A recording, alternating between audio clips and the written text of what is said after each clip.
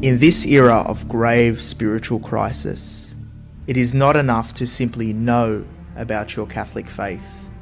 That is why we need a Catholic toolbox to equip us with the practical skills necessary to live our Catholic faith to reach our ultimate goal, which is heaven for all eternity.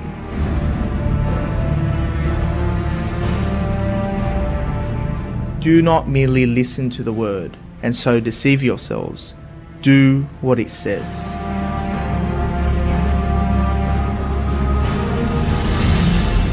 Join us every Tuesday night at 8 p.m. for the Catholic Toolbox as we hand you the tools to go forth, live the faith, and change our modern world today. Live on the Voice of Charity.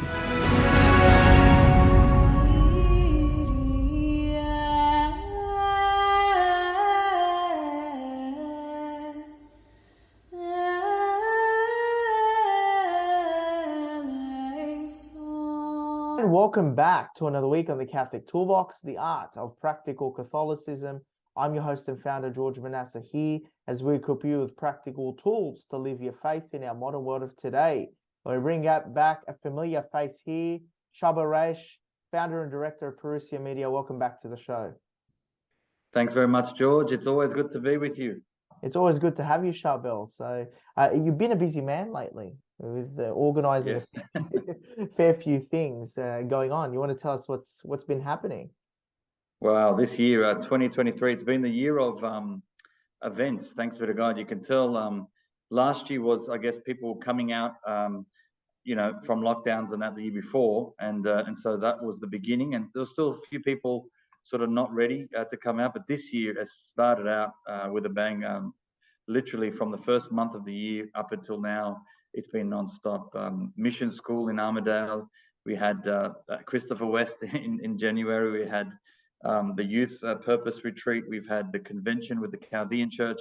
That's all in January. I've not ever had to go to 4 or 5 different events. The Croatian men's breakfast. There's a whole bunch of things happening in January. And that was then in February, early February, we had then a big event with the Divine Innovation Conference, and 500 people all over Australia, New Zealand, leaders in the church. And we haven't even had our own, our first event off the rank was Joelle Marin. And so then we had her in March, and that was a great book launch. And then now in April, we just finished a conference with Unbound and Neil Lozano. I've been traveling just across all over Sydney and just some to Victoria, Canberra, and a bunch of other places, sharing lots of Bible studies, testimonies, book launches. It's just been very busy up until now. So it's been very exciting, and what a busy year. I mean, thanks be to God. Thanks be to God. I remember last year's fundraiser here at Parousia. No one wanted to stop talking because it was just that energy there where people were reconnecting. They were locked down for a while. You couldn't have the. I remember many years back in 2020. I was with you and Matthew Herman just looking at places to run your fundraiser event, and everything just shut down for 2 years. And you can just feel, last year, as you said, the momentum wasn't so much there, but people were excited getting back into it. And this year, it's just a blast. It's a complete blast. And you've been doing a lot, and that just that illustrates slightly what our topic is here for tonight, and that is the lay apostolate.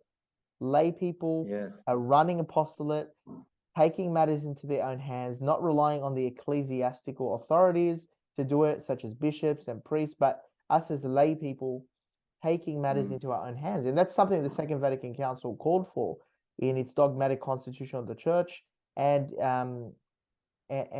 especially it spoke about the universal call to holiness, and it called lay people and re-empowered lay people to take action and go out there and evangelize in the secular sphere, but also run apostolates that can attract people and bring people to the faith. I think it's something for the Second Vatican Council that everything was sort of run through the church, by the priest, by the parish. There wasn't this great lay apostolate where different lay people with their own individual lay freedom, starting apostolates and doing it in their sort of way. And I think Parousia Media has been an absolutely tremendous apostolate for the greater good of the church in Australia and worldwide now, and the great work that you do. But let's Thank speak a you. little bit about Parousia Media, and that might explain to us what we're trying to get at here tonight. Speaking about lay apostolates, where people take matters into their own hands and find a way that they can contribute to the life of the church and bring people to the faith and strengthen people's faith. But let's speak a little bit about Parousia Media here in Australia and worldwide. Yeah, no worries. Thank you. Yeah, I remember just the idea. How did the idea of an apostolate come about? It was mainly out of a need for myself, and it started with myself wanting to get resources. From wanting to get those resources, I then wanted to share these resources. From that, then it turned into me inquiring how to get more resources from America, and the idea of licensing came in, and so then I found I had a real passion for getting good CDs and DVDs out to people. That's how it all started, from I guess a passion, a desire to teach and spread the truth, and from there it formed into, I remember sitting down with Anthony Suka, who's in a wheelchair. We came up with the name Parousia together, a Greek word for the second coming and presence of Christ. And we registered the name Parousia Media. It was in May of 2005 we registered the name. So 18 years now we've been going, and it started off just like that.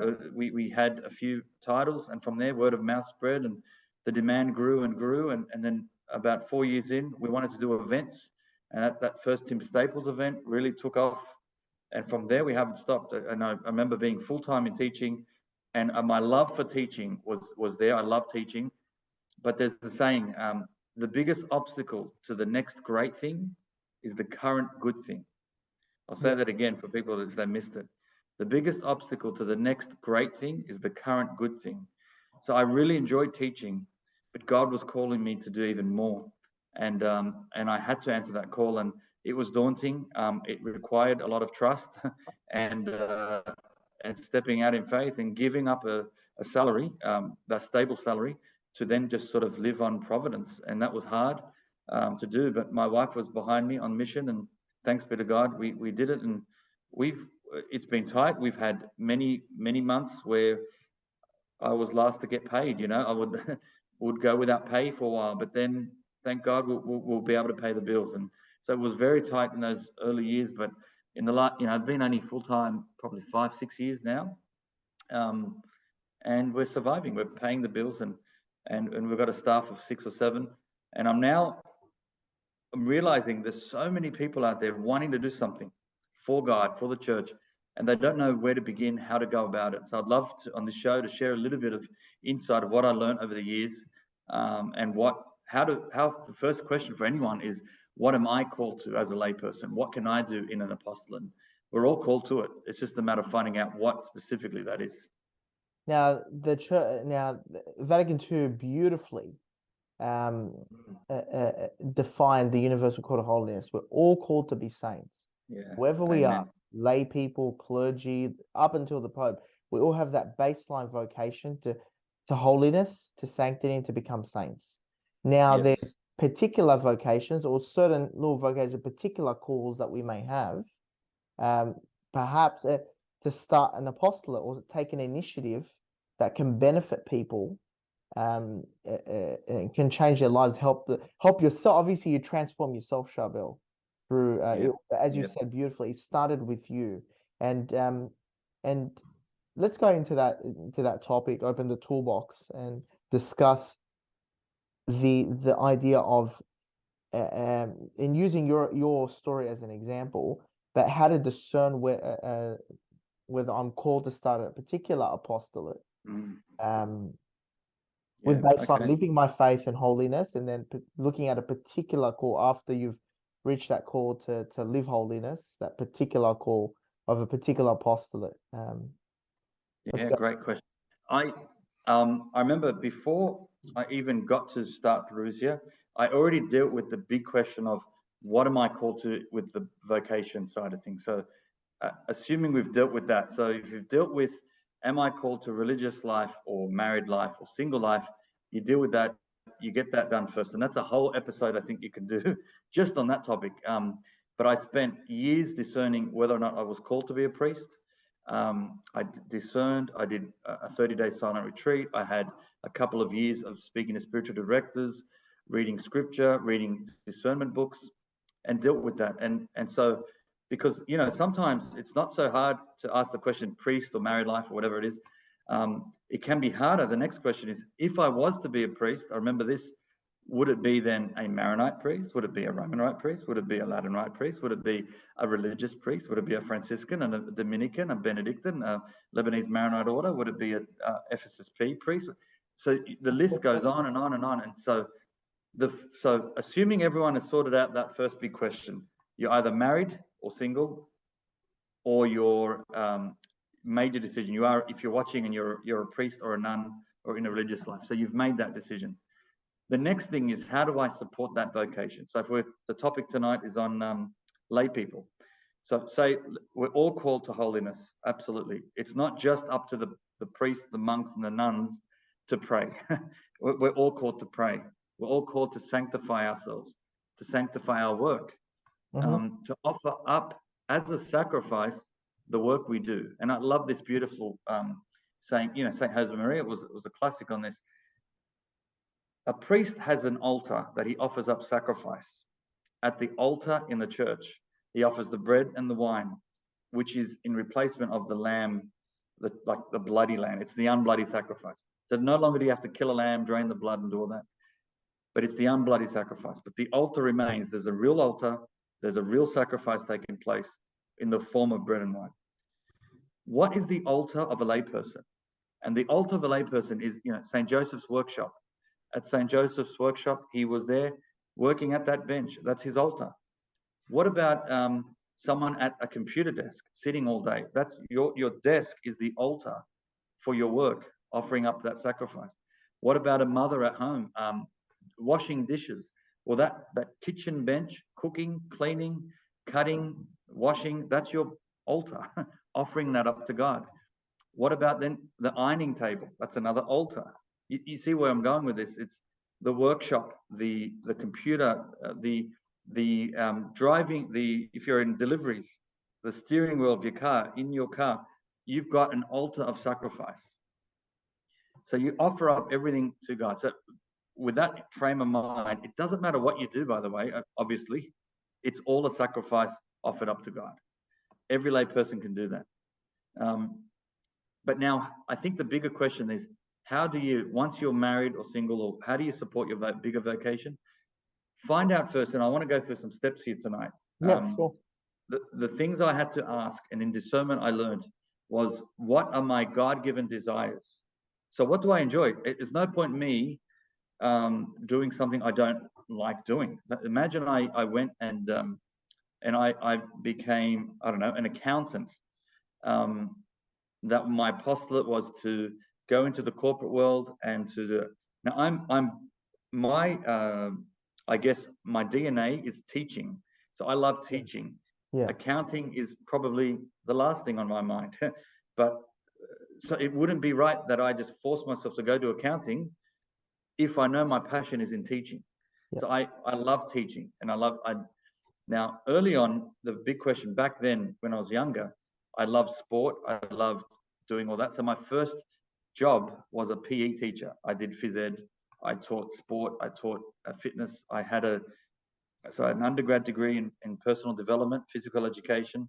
I had other certificates in gym instruction, personal training. I had a license in all that. So I lived my vocation that way. But then and there's apostolate there. But then the next thing was, through teaching, I was drawn more to teach religion, and I did the theology degree. And when I did my Masters of Theology, I then switched from PE to religion. And through that, I got a love and hunger for it, and it just fit perfectly. And I love teaching religion. But then as I was bringing out speakers, I knew there weren't many people in Australia bringing out speakers. And I had a passion for introducing people to these world expert speakers. So I guess naturally what happened was my God-given desire, I had to line it up with what gifts I had. I'm not really good at I guess, writing reports, or in politics, so this is not my forte, or you know, I'm not very good mechanically with things.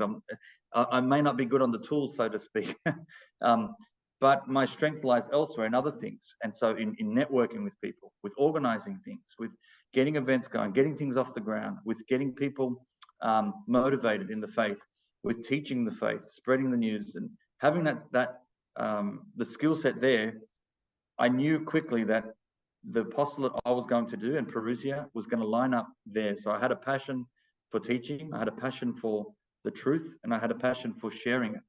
And then it was, what am I good at? And so it was a matter of networking, organizing talks, organizing speakers at parishes, and that's how it all started. And from there, it sort of organically evolved to grow further in its offerings, to book publishing, to podcasting like this, radio, TV. Now we've also got courses that we're offering at the Parousia Academy. So it's developed and it's evolved and it's matured over time. And I feel like I am living the dream. I'm now running an academy, teaching the faith to adults. So my classroom has changed from the four walls of a high school to the world. So now teaching people on Zoom, teaching people online, teaching people in face-to-face, and my students are adults and their age. And so it's quite interesting. I'm teaching the parents of the students I used to teach. So it's quite beautiful to see. I love it. And so I'd love to flesh this idea of how do you then know your talents, and that we can probably go on that a bit further on. But that's the start. Lining up your passion, your God-given desires with your God-given talents. And I think once you unite them, there's a match made in heaven right there. And then the rest comes very smoothly and easy. So it's sort of, as they say, and you hear often in talks or discussions about discerning a vocation, is that align your will to God's will using faith and reason. So obviously the reason side of things is if you're not good at accounting, you don't enjoy it, it's not for you. And what God may want you to do to line them up, your skills and talents with the one vocation we know for sure. The certain vocation we're all called to we all have a universal call to holiness. Then you have to, as you're saying, discern the particular state in life vocation that you have. Are you married or a priest? If you're married, very important. Professional, that may be a teacher, then a particular apostolate may be along that line, maybe on that trajectory or similar to that trajectory. But let's go back to the discussion about how do we discern what we're passionate about. Because you often see people from time to time, they're confused. They come to me and ask me for advice, or they're confused. They don't know what they're passionate about. They can be passionate about a lot of things, but then lose enthusiasm about it on a human level. How do we discern what we're actually passionate about? And many people listening might be in high school and think about what they're going to do after they finish school. This will really help them, I think. Yeah, very good. To understand, there's a difference between worldly pleasures and happiness and long-term joy, a deep joy. The difference between the two, one is a superficial thing. So I like, I don't know, I like having ice cream. I love desserts, and it's not the real love. It's just I'm enjoying those. I like watching action movies. I like listening to music. I like certain things, fashions, foods, music, all those types of pleasures, whether it's driving fast, whether it's snowboarding, skiing, surfing. What is it that you like, right? We're not talking about just that. That's on a surface where things that give you pleasure. We're after a deeper longing, a deeper peace, a deeper joy. That's everlasting. So realistically for me, I get satisfaction out of teaching. For me, I used to be shy growing up, and then I remember I became school captain at school, and I had to start giving public talks, and I remember how nervous I was, and eventually then joined in the seminary. I had to give my first public talk on the faith, and I remember how nervous I was there. It was with Father John Flatter, actually, on the Rosary. It was my first public talk on the faith 20 years ago. Wow, wow. And I remember being super nervous. Now, if you were to tell me 20 years ago, I'll be speaking to thousands of people in audiences, I would have laughed at you. I would have said, there's no way. But then once I got over that first hurdle of my shyness, my being embarrassed, I built a confidence and I started to enjoy it. It was that teaching arm that I knew gave me peace. I knew when I was in front of people and I was teaching the faith, sharing the faith, I was also learning the faith and strengthening my faith every time. So I applied that and realized, okay, this is a desire I really have. And for anyone looking at it, what's giving you satisfaction? What's giving you that deeper peace? And it could be someone who, if teaching is not your thing, sometimes it could be helping children. It could be a lot of people in early childcare area. It could be tools. Some people are very handy on the tools, very mechanical minded. So if you are in the mechanics or in engineering, people love that, and that's a desire. You like it, you get satisfaction out of it, then you go for it. Some people are really good at mathematics, and so then naturally for them, accounting might be good, or teaching maths, or whatever it is in some sort of science, English, storytelling, writing books, writing novels. Some people have a career out of that, and have made a big living. Artistic, you could be one that loves drawing or loves creative things. So finding those things that give you satisfaction, a deeper joy and peace is the key. And I think you're looking for the long-term goal, not the short-term pleasures, if that makes sense. So exactly. I would say start there. So let's talk about the next steps in discerning that vocation or that call. What are the next steps, Charbel? Yeah, very good. So once you've established what your God-given desire is, and remember, it's not superficial, it's not short-lived, it's a long-term, deep satisfaction, something that gives you meaning, something that gives you proper satisfaction, fulfillment. Then the next obvious question is to discover what your talents are. So Jesus made it clear in the parables. Remember the parable about the talents? And I remember a lot of people mix up this. They think he's talking about money. He used money as an example, but his point was not talents as in money, but talents as in your skills, your actual skill set. So remember, he gave the first man 10 talents, and then he invested it, made another 10. The second man 5, invested it, made 5. To the man he gave 1, he buried it. He didn't want to lose it, and he returned that 1. And you might be thinking, what did he do wrong? He did nothing wrong. He didn't lose it. He just gave it back to him. Yeah. The problem was he buried it. And here's the issue, and this is what I came across, especially in discernment. If you bury your God-given talent, which is your God-given skills, you are ignoring what God is screaming out at you. God is telling you, with the skills he's given you, to do that, use those things. So if you are, like I said before, like say speaking, there are some of us that are called, we are great teachers or speakers. And if you're not utilizing that talent, well, you're missing out on that. If I'm not called to be a mechanic right now, I'm not good on the tools. I'm not very good working it out. So if I was to force myself to do it, I guess out of necessity, but I'm not living out my God-given calling. Yeah. So this idea that your parents want you to become a doctor or a lawyer. Yeah, they've got to be careful. We shouldn't be forcing our kids into something they don't want or not even good at. And many of us have done that. So yeah, this whole family has had a generation of doctors, therefore all my kids will be doctors. Well, you want to be careful. If it's not their calling, well, you shouldn't be forcing them. Yeah. We're all going to be lawyers, therefore my kids will be lawyers. And again, it's dangerous territory, because we're forcing our children to go against God's will.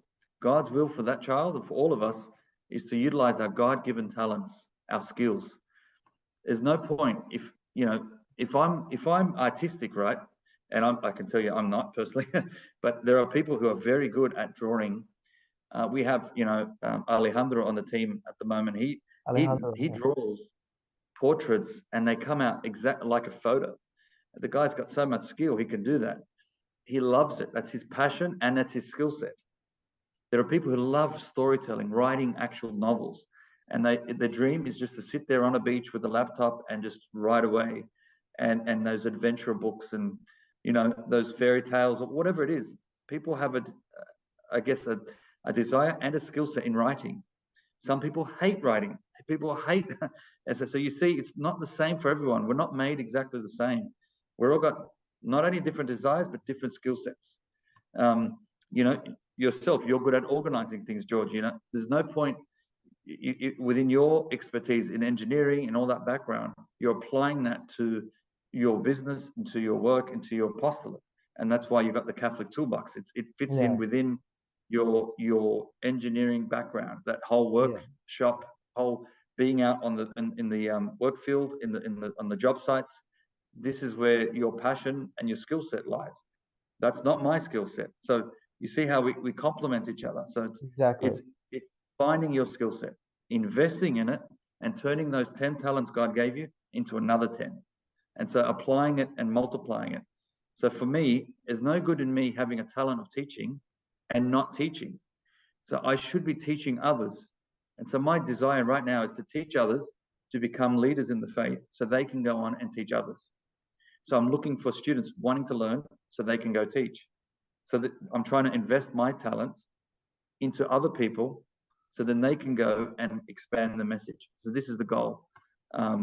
So I love teaching, and I feel like that I could do that to the day I die. I could do it for hours. It's so interesting. My wife and I are very different like that. I love being around people, about crowds, I could be it gives me energy.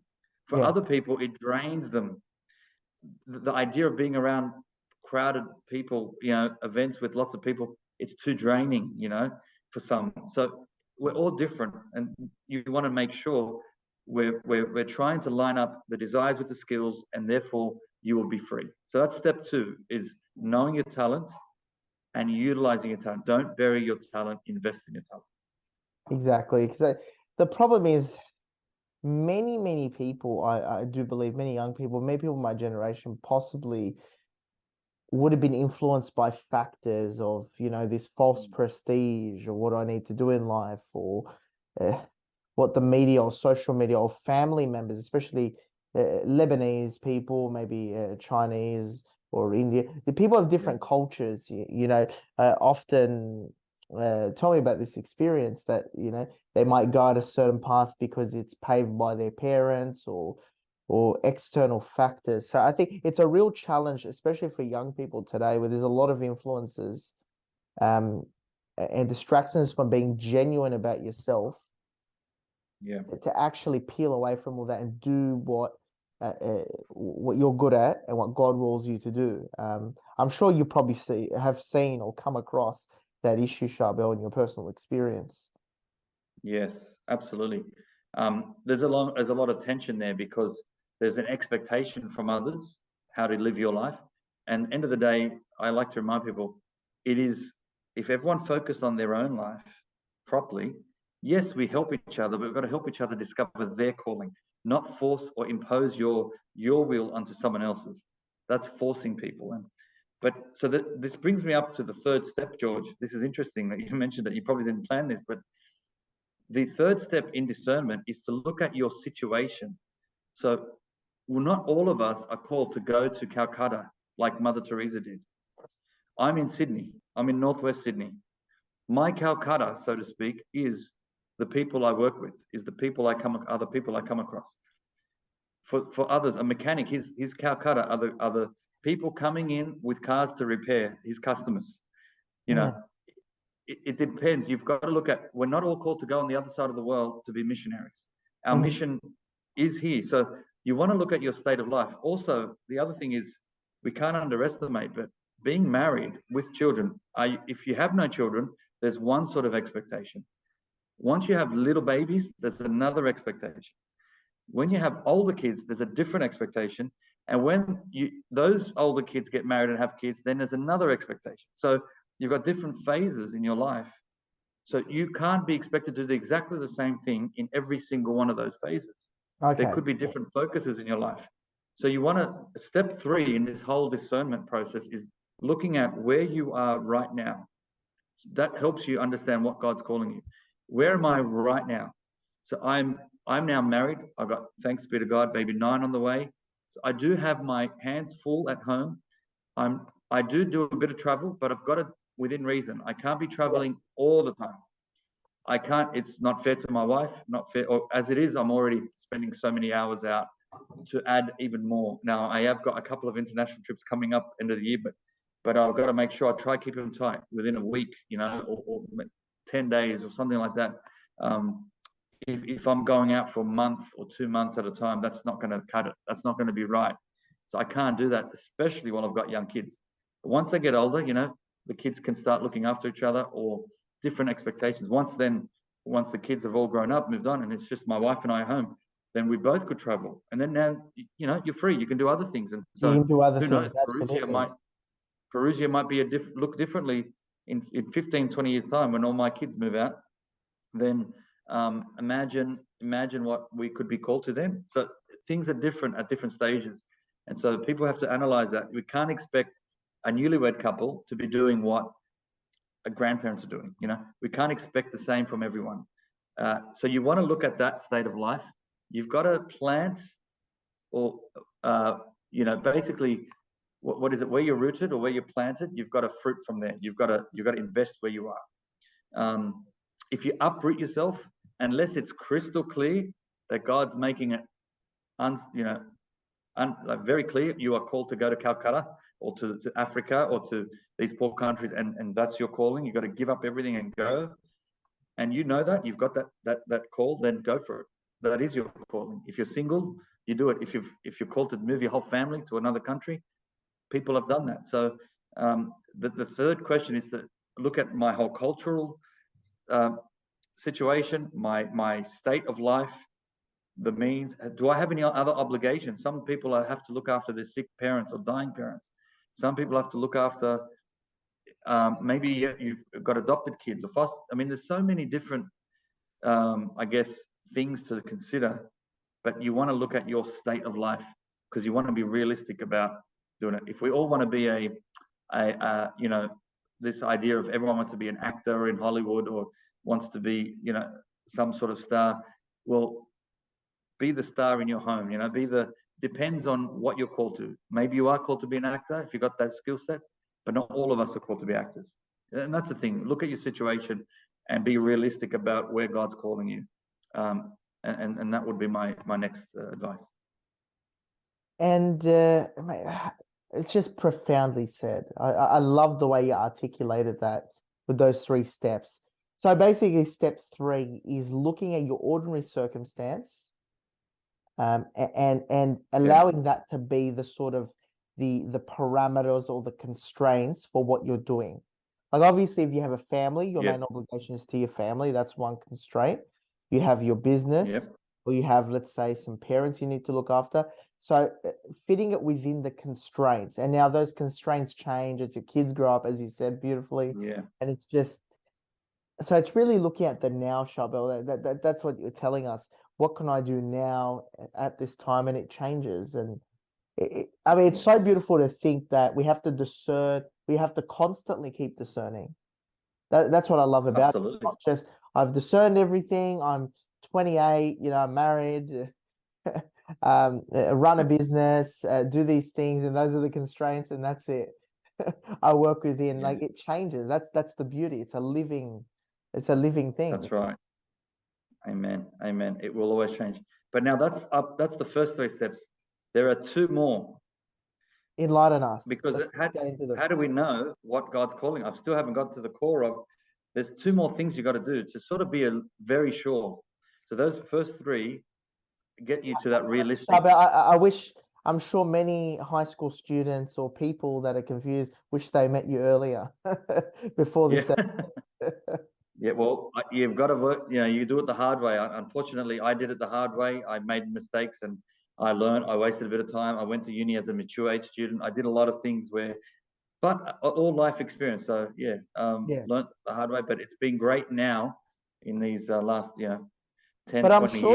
I'm sure you would agree with the idea that embrace the mistakes as you go along. Oh, yeah. Trial and error. Yeah, I'm sure that's in there. There's a great saying, you fail, what is it? You fail to success. Does that make sense? So your failures, there's no such thing as failure, it's learnings. Yeah, You don't fail. The only failure is if you don't make it to heaven. exactly. That's failure. That's the objective failure. Outside of that, there's no such thing as failure. The idea of failure is you learn from that. If you don't learn from that, well, then you are failing because you're deciding not to take out anything from that or making a change. Or you give up. Or you give up, Yeah. for example, and say, oh, I failed, that's it. Instead of saying as, hey, look, I failed, let's use it as a stepping stone. And the best example I can think, Charbel, is the gym. When you go to the gym, you don't go to the gym to just do your sets comfortably and not huff and puff. You want to be huffing and puffing and stretching your capacity to failure every time you work out. And you stretch that. It's like an elastic band. Your fitness it gets stretched out and becomes bigger and bigger. And you're doing it to failure, basically. I mean, same with business. You do it to failure and you win. And it's just, I think it's a big lie to tell people that, you know, don't fail, don't make mistakes. I think that's probably some of the injustice the schooling system does, is we get the answers wrong in the test. Oh, it's a big failure. Memorize the right answers. Real life is trial and error, you know, and really using that stepping stone to grow. That's what brings success eventually. I want to unpack failure on step 5, because step 5 is about taking action. Yes. But can I talk about step 4? Step 4 is an interesting one. Let's go into it. Now that you've already looked at your desires, you've looked at your talents, and you've looked at your state of life, now what you've got to do is imagine yourself in that state of life. So imagine, okay, I want to be a speaker and an author.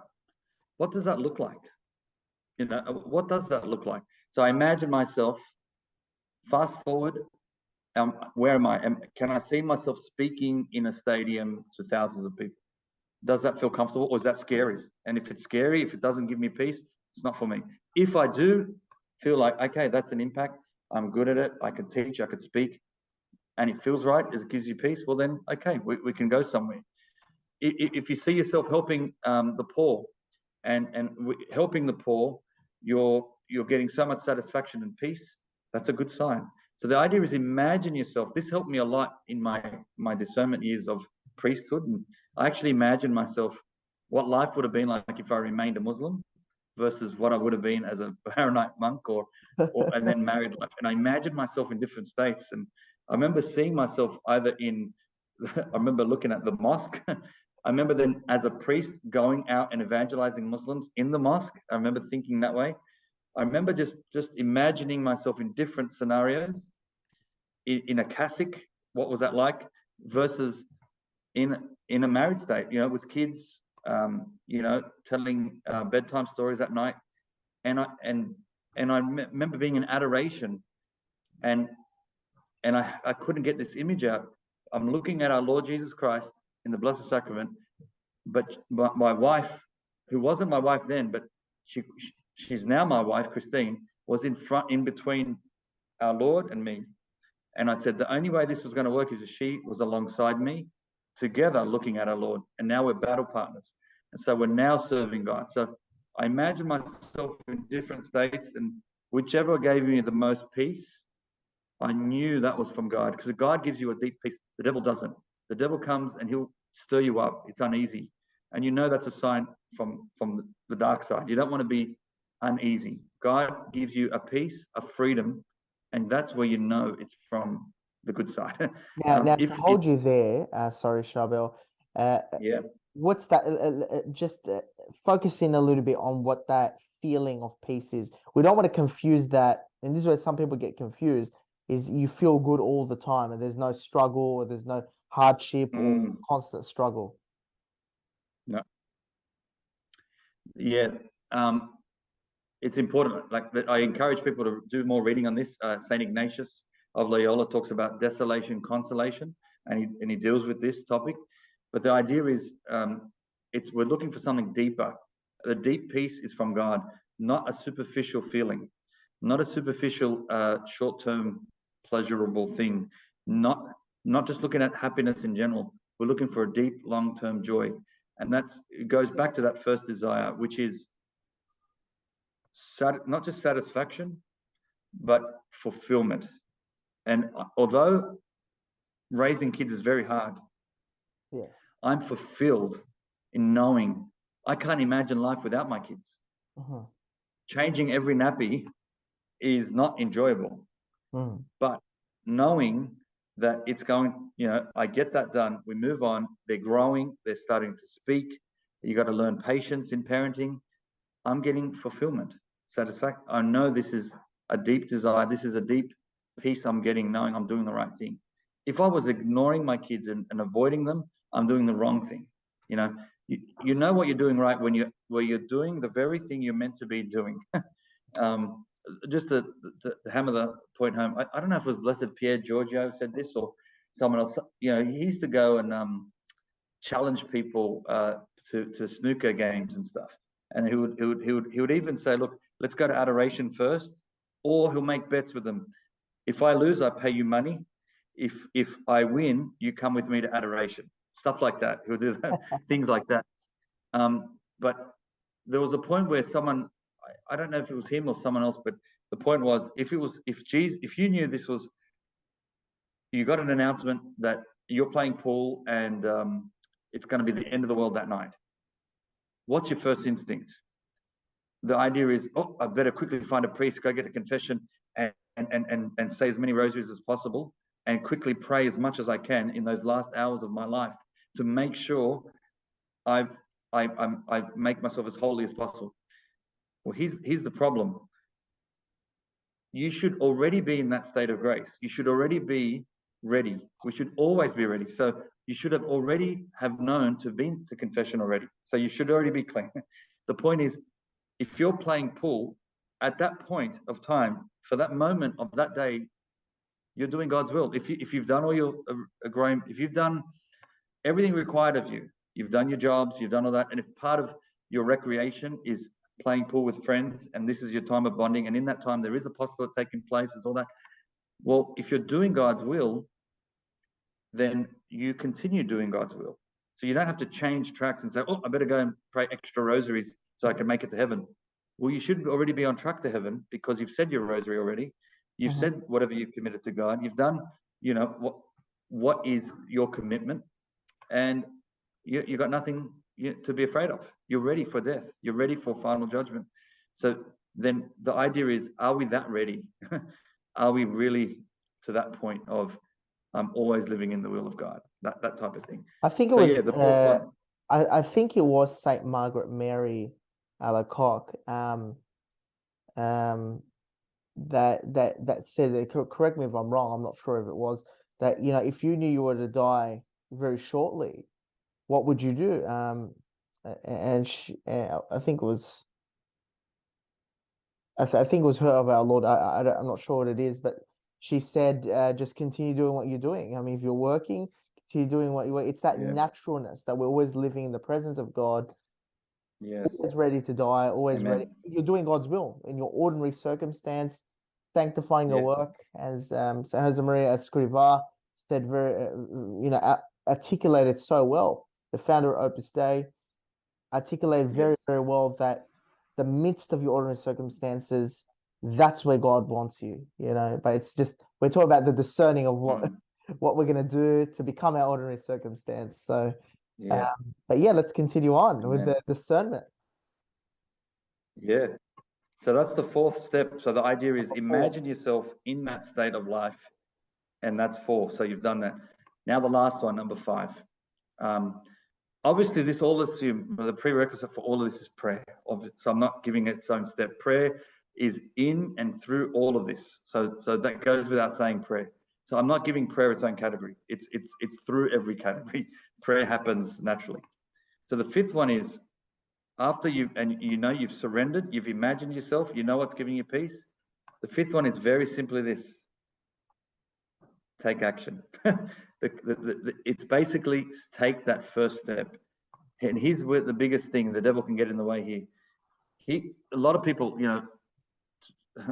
the people who live with life, is the glass half full or half empty? And we can have 2 aspects in life. Those who are a half full type, which is probably on my end. I'm very positive. I'm very optimistic and all that. The optimist person, go out there and just do it. You know, I'm the type where I jump off the cliff and I grow my wings on the way down. That concept of I build it while I'm flying it. But let's just get it going. I mean, there are others though won't start anything until it's perfect. So we have to make sure that before I take action, I've got to do all the planning. Very good. I've got to do everything ready to go, and it's got to be perfect. But here's the problem where you can fall in a bit of a trap. And this is interesting. If I imagine myself, all right, it needs to be this. I need to make sure cross my T's, dot my I's. Very good. But if I'm still not ready to go live, I'm still not ready to go public, I'm still not ready to step yet. I'm just waiting on this last piece. It needs to be perfect, you know. And then years go by and you start procrastinating, because here's what happens sometimes. We have this excuse in our mind that I'm not going to start something until I know it's of the best level. Yeah. Here's where the trap is, and the devil can get and play with this. You are saying, here's what you're saying. This thing that I need to start is not ready for my standard. My standard is up here. This is only here. We've got to be careful not to fall into pride, because sometimes, why won't you start something? Because it's not meeting your standard. It's good to have a standard. Absolutely. Please don't get me wrong here. We need to raise our standard. But don't let it get to the point where it becomes so unrealistic that you never begin in the first place. And why don't you begin? Out of fear of what? Fear of failing, or fear of looking bad. Fear of not doing a good job. Fear of not being perfect. And because of that fear, you don't do anything. So here's where the devil gets you, both ends. You're waiting for it to be perfect, so you don't begin. So he's already got you. You failed already because you've done nothing. And then if you fear to fail by doing it, well, then you might as well do it. What's failure? End of the day, it's failing to your pride. You don't want to. You're not going to look good. Be very careful. If your pride gets in the way of action, you're letting the devil in. We have to be able to let go. Just let go. There's got to be a point where it doesn't matter what people think of me anymore. This is what I know I'm called to. You've done all these steps. It's time to take action. Go for it. And then here's how I've lived for the last 7 years, I could say confidently, probably 7, 8 now. I said to the Lord, enough's enough. I'm not going to be turning every stone unturned. I'm going to be door knocking every single church. I'm going to be doing all this. And I remember like going crazy. I can't save the world. I'm trying to, but I can't do it all. We all think we can. We're supposed to do what we're called to in our lane, in front of us. So it's freeing now. Whatever door opens, I walk through. Whatever door closes, guess what? Thanks be to God. It's God's will that it's not meant to be. God is saving you from something worse. So if you think, I had the opportunity and they keep closing the door, why aren't you answering my prayer, God? Well, I think the question is, God is answering your prayer. Lord, I don't know what your will is, but obviously it's not to go through that door. So maybe God's will is not for you to be that speaker in a stadium if it's not happening for you. Maybe your will is to be a podcast host. Maybe God's will is for you to do something on a smaller scale. Maybe it's to network others. Maybe it's to interview others. Maybe it's so many things. So we've got to be careful not to inflate sometimes our dreams where we don't do anything towards them because we feel it's not up to our standard. Sometimes move out of the way, surrender to God, take your first step after all those other steps, and if the door opens, walk through it. If the door closes, thanks be to God, not meant to be. God's will be done. And either way, you're happy. Either way, you're satisfied. It's not my will, but thy will be done. And that's the beauty of surrendering, giving over to God, and just taking action. And that, I think, imagine this. Just think of Jesus and the apostles as he's calling each apostle. I love the scene when he's calling Peter. And he says, today you're a fisherman, but I will make you a fisher of men. This is profound. He left everything and followed Jesus. are we willing to go that next mile? And that doesn't mean leave your wife, leave your children. It means, am I willing to give up my job if I have to? Am I willing to take that step where I do take a pay cut to do what I'm called to? Yeah, it's going to be tough. I might not be able to have holidays like I used to. I might not be able to buy all the eat out for a while. I may not be able to do the things that I was used to, but I have to take a sacrifice in order to do what God's asking me to do. And that's where I think there can be tension. So are we ready to surrender, take action, take that first leap of faith, and walk through those open doors? And the difference here is we're accepting God's will either way. And that's where we live in peace. So I've lived like this for 7-8 years. Thanks be to God. For every child that came on, it's a blessing from God. I wonder how am I going to afford this? And God somehow makes it happen. There'll be people sending clothes, which are free, or nappies, or food. I mean, you name it. I mean, it's just so funny how it works. God provides in many different ways, and we're okay. And none of my kids starve. They're all very healthy, thank God, and happy. And they've got the faith. And what more could you want? The idea is to live out God's will and be happy with whatever happens, and carry that cross every day with joy. So they're the 5 steps. I hope that helps people in whatever apostolate they're called. That would help you sort of discover your apostolate or your calling as well. That's absolutely amazing. I mean, I just love that 5-step process, and I'm sure many people will be rewinding to the podcast if they're listening here live on the radio station, and rewind this, re-listen to it, and take it back in. The 5 steps to discerning, and let's go into some 3 practical tools. I know this whole thing is so practical, these 5 steps, but what are 3 practical tools? It could be 3 tools to start taking action to discern more effectively. I know that last step was to take action.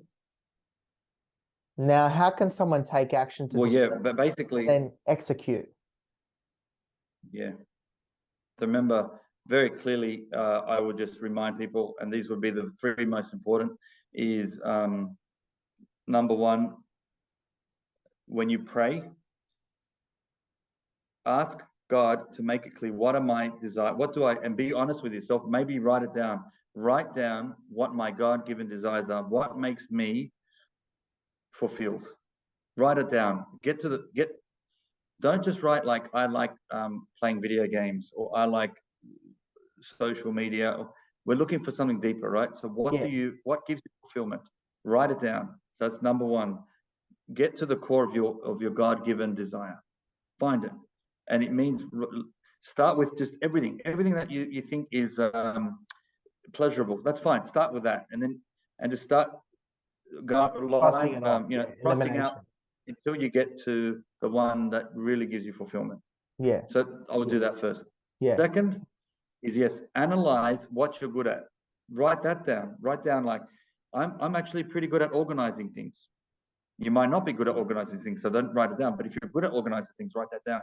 I'm pretty good at networking. I'm pretty good at tools. I'm pretty good at drawing, singing, playing instruments. I'm pretty good at teamwork. I'm pretty good at whatever it is. Find it, write it down, and so list your talents and list everything. Right? I'm good at whether it's drawing, numbers, writing, storytelling, speaking, teaching, working with children, working with elderly, helping the poor. Write them all down. What is it you're good at?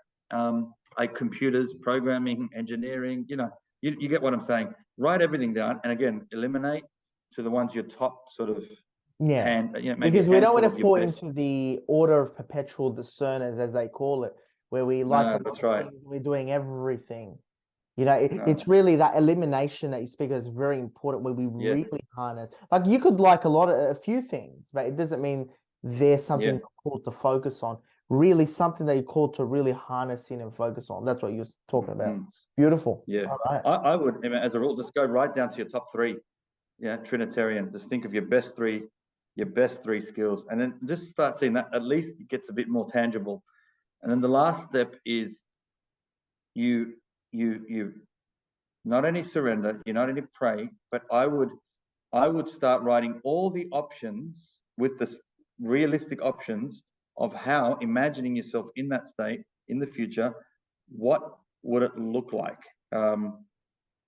And then can I encourage, I really want to do a course on this. This will be the third, within this third step, is to plan out your apostolate. It requires quite a bit of planning. So you've got to think of your vision, your mission, your brand, your name, your service, your problem you're solving. Do you need a website? What does it look like? Social media platforms, communication, registering the business, bookkeeping. There's a lot of layers to any apostolate. So I really want to spell that out, and I'm going to do a course on this in the academy to show people step by step what I went through and what you need to go through legally and also spiritually, and of course practically, just to make sure you get all the things required to run a proper apostolate. So step 3 was write it down, imagine yourself in it, and look at all the options, and then again eliminate to the one that you think is the most realistic in your state of. Yeah. Excellent. That's terrific. 3 practical tools. Now let's speak about some events that are coming up this year. I mean, you've already done so much, and I can't even believe it's May. Can you believe it's May? I can't believe it's May. And we have a great event coming up at the end of May that you've organized, and we have in July as well. But let's speak about the event that you have coming up at Parousia this 27th. Yes, but Father Chris Ayler from the Marian Fathers is coming out end of this month. So May 27, 28, he'll be in Australia, and he'll be giving a tour around Australia. So he's going to Melbourne, to Brisbane, to Adelaide, to Perth, to Hobart, and also Solomon Islands, and Sydney, of course. He starts in Sydney. He will give 5 talks over the weekend. So we've got 2 on Saturday. So there's a mini retreat in Rouse Hill in the day, which is full. And then at night is our Parousia fundraiser dinner, which we still have some spots if people want to book a table or come and see him. We also then have on the Sunday 3 talks. So it's Pentecost Sunday on May 28th. He'll be speaking at St. Patrick's Catholic Church, Blacktown. That's full as well. At 3 o'clock, it'll be at Patrician Brothers Fairfield at the school. We've got plenty of spots there, and these are for free. And then at night, St. Charbel's Punch Bowl. So I encourage people to spread the word and go to our website, parousiamedia.com, and you'll see all the schedule of events. But the Fairfield one, we've got openings. Everywhere else is amazing. I mean, this is going to be a big response. It's going to be a massive event. The biggest one we've ever done. Yeah. And there's not many seats left, I think, at the dinner on the 27th of May. We're running out of spots, but I hope your listeners come. Yeah, absolutely. Yeah, if you're interested to come to Father Chris Ayler, and Anna Nuzio will be there as well. Yeah, so she accompanies him. She's written produced a CD with Father Chris, a CD on the Rosary. She's also got a CD on the Divine Mercy, and she's got 6 albums of music that she's composed. She's got a beautiful testimony, consecrated herself to Our Lady. She's coming actually this week. So she arrives 10 days earlier, and she'll be holidaying around Australia. She'll be sightseeing, doing all that, but she also will be singing not only alongside Father Chris, but doing some of our own events as well. So we've got a women's retreat at Marymount Mercy Centre, May 24, the Feast of Our Lady Help of Christians. That's her birthday as well, by the way. And she'll be giving multiple talks in parishes in Melbourne at the Divine Mercy Shrine. So she's going to be at a few places. So on our website, we'll have all those details too. So hope people can come and see her as well. Absolutely. Book your spot at the dinner. 27th of May will be in the Bicentennial Park, Waterview. The details are online there, and that's going to be big. I'll be there myself. The Catholic Toolbox will be there. There'll be many different people there, so hope to see you there at that event. Awesome. I hope so. Thanks, George. And it's always good being with you. Keep up the great work at the Catholic Toolbox, and we're excited. We also, if I can do a quick shout out, July, Deacon Howard coming, and we're working together on a big event, a cocktail party with Deacon, and God willing, we'll have your book ready to go. Book number 2 or number 3, but 2 in a series of the Catholic book. Of the Art of Practical Catholicism. My second book is coming out. So the Art of Practical Catholicism. The Catholic Toolbox will be hosting our first event. That is, a cocktail with a meet and greet with Deacon and myself and Parousia, and it's a way I love networking. That's something I've decided in my life. That's it. You're good at To it. put people together, Catholics together. People, if you're not Catholic, you're absolutely welcome to network with each other, learn, listen, socialize, and we can come up with good networks from there. Hopefully everybody can network and develop good connections there. Awesome. Absolutely tremendous. But thank you for tuning in to the Catholic Toolbox. Thank you for being with me, Charbel, here this week. Anytime. God bless. So thank you for tuning into the show. I'm your host and founder, George Manassa. Until next week, don't forget to download the podcast on the Catholic Toolbox, wherever you get your podcast. And go to the website, thecatholictoolboxshow.com, to subscribe to the weekly news alert. I'm your host and founder, George Manassa. Until next week, God bless, take care, and take action. In this era of grave spiritual crisis, it is not enough to simply know about your Catholic faith. That is why we need a Catholic toolbox to equip us with the practical skills necessary to live our Catholic faith to reach our ultimate goal, which is heaven for all eternity.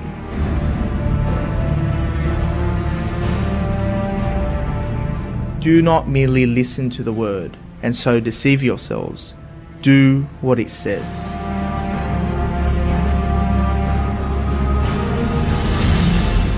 Join us every Tuesday night at 8 p.m. for the Catholic Toolbox as we hand you the tools to go forth, live the faith, and change our modern world today. Live on the Voice of Charity.